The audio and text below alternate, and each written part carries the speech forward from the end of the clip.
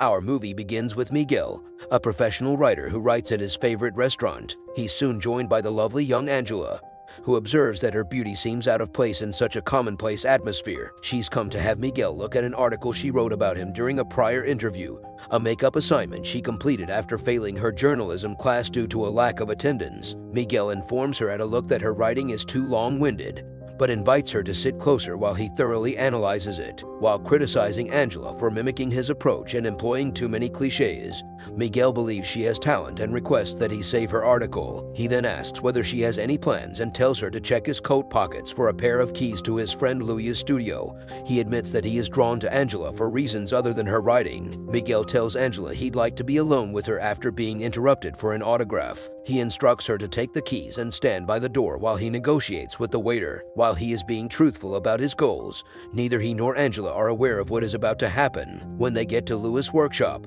Miguel discusses the benefits of painting versus writing while handing her a whiskey tumbler. He mocks writers for attempting to describe the ineffable, citing her face as an example of the beauty that is beyond description.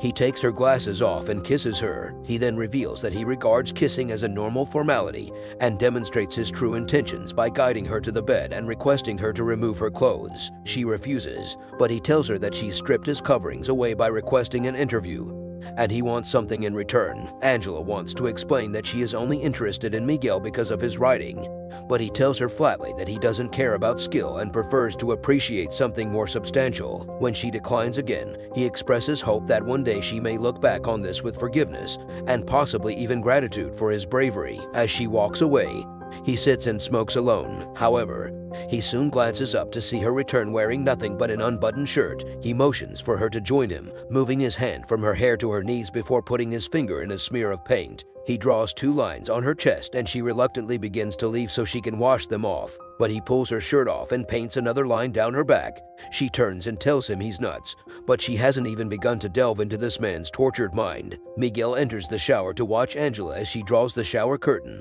perhaps assuming that a see-through shower curtain would provide her with some privacy. Miguel takes off his clothes before entering and closing the door behind him. Angela shuts off the water and begins to walk out, amused that Miguel is still flaccid. As Miguel showers, he hands Angela a towel and they trade positions. Angela decides to leave once more. The door, however, is stuck and will not open. Miguel tries the door himself, but even their combined might isn't effective. They realize they're tied together after he fails to jimmy the door with a paintbrush. Angela tries to summon assistance through a small window, but no one responds. Miguel then warns her that Louis would not return for 2 days and that his wife will most likely wait at least a day before calling the police. Angela's parents will be concerned sooner or later, but they have no idea where she is. Miguel tries to summon assistance himself but receives no response. With nothing else to do, Miguel inquires about Angela's family, discovering that he met her sister, Isabel, when he published a story about her playing truthfully. He recalls wanting with Isabel but never having the opportunity, and he is concerned that he will not be able with Angela, but her expression makes us wonder if she's more open to it than he thinks. Miguel tells Angela about Suzo, a political commentator who, when he didn't return home after a one-night stand, slept with anything that moved. His wife informed the media that he had been kidnapped solely to raise feathers. Miguel then goes on about Angela's sister, ranting about his desire to with her. Angela tells Miguel, possibly a little cruelly, that her sister thought his writing was overrated. When Miguel asks Angela if she intends to inform anyone about being stuck with him, she simply asks him the same thing again.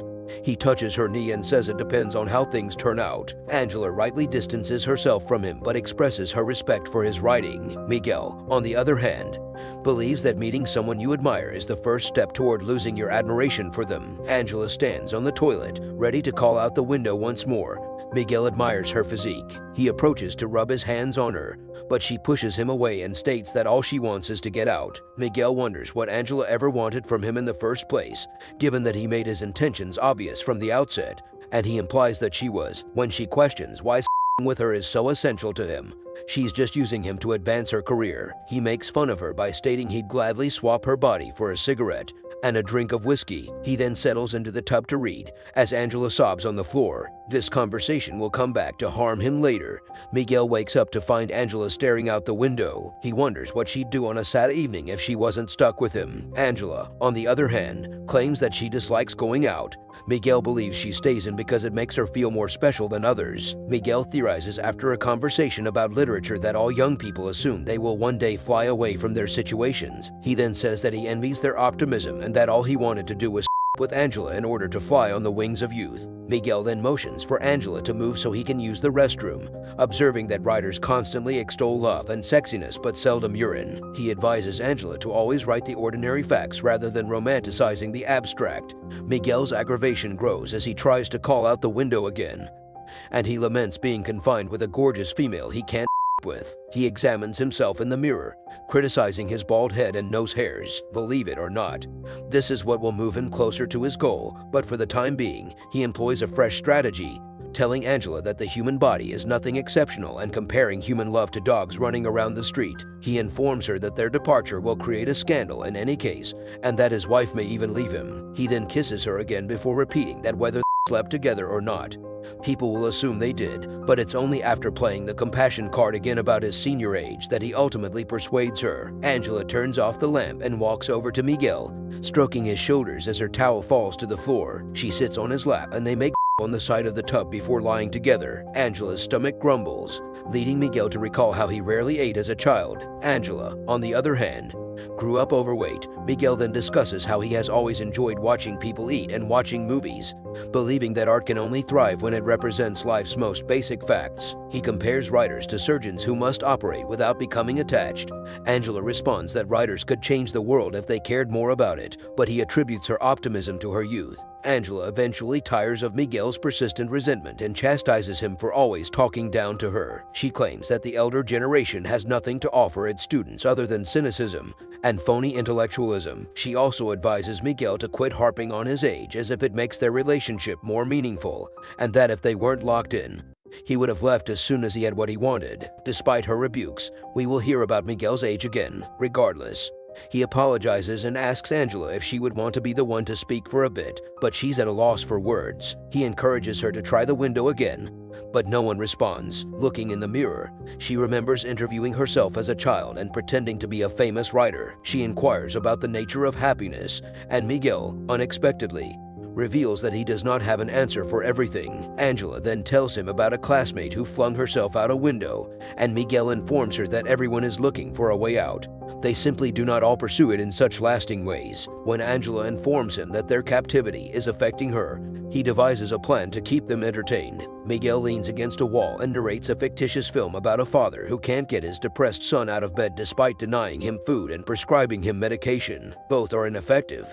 He and his wife pack the boy and his bedding into their vehicle and drive him away. They eventually arrive in France, where Angela inserts a scene in which the family is eating the stew. As the story progresses, Miguel naturally enjoys this. The father and mother had a encounter in the woods before returning to find the boy missing. Angela then interrupts and exits the tub to use the restroom. She notices the rising sun. She goes back to the tub, and Miguel resumes the narrative. When the parents are unable to locate their child, the father attempts to persuade the mother that he has at least gotten out of bed, but the mother would rather the boy be sick if it meant he could stay with her. When Miguel hears the noises of trash being collected outside, he rushes to the window and yells out to the guy below, requesting him to phone Louis as time passes. Miguel is concerned about whether the worker truly made the call. Angela reminds out that Miguel never finished the movie, but he promises to watch it again later if she doesn't forget about him one more time.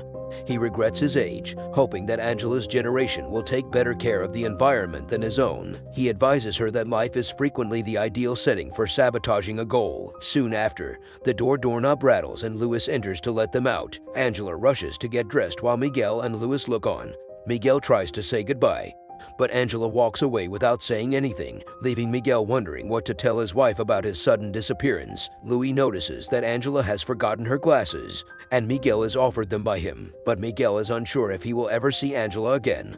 He urges Louis to keep them safe in case she comes looking for them. Louis then notes that the glasses had a high prescription, which worked in Miguel's favor. Finally, as Miguel nostalgically reads through a scrapbook of old articles, we see Angela walking home, her sad expression concealing her affections for Miguel. This is how the movie ends. See the next video. We hope that you enjoy your time and have a good day.